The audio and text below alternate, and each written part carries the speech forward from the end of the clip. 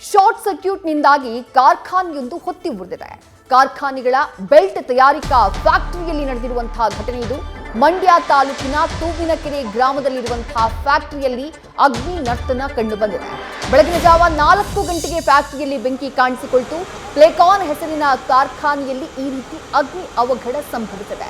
ಬೆಂಕಿಯ ಕೆನ್ನಾಲಿಗೆಗೆ belt factory ಸುಟ್ಟು ಭಸ್ಮವಾಗ್ಬಿಟ್ಟಿದೆ.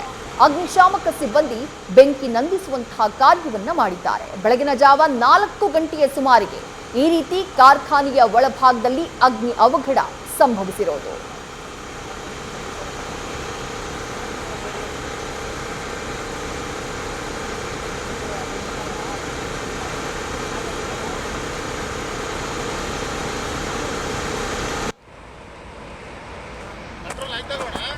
ಇಲ್ಲ ಕಂಟ್ರೋಲ್ ಆಗ್ತಿಲ್ಲ. ಗಾಡಿ ಕರೆಸ್ತಿದ್ವಿ, ಇನ್ನೂ ಗಾಡಿ ಕರೆಸ್ತೀವಿ. ನಮ್ಮ ಗಾಡಿ ನೀರು ತುಂಬ್ಕೊಬರಕ್ಕೆ ಹೋಗಿದೆ, ಇನ್ನೂ ಒಂದು ಗಾಡಿ ಕರೆಸ್ತಿದ್ದೆ. 4 ರೆಡಿ ಅಲ್ಲ ನಿಮಗೆ? ಹಾಂ, ಎಲ್ಲ ಇಲ್ಲಿಗೆ ಬೇಕಾಯ್ತಾವ. ಇಲ್ಲ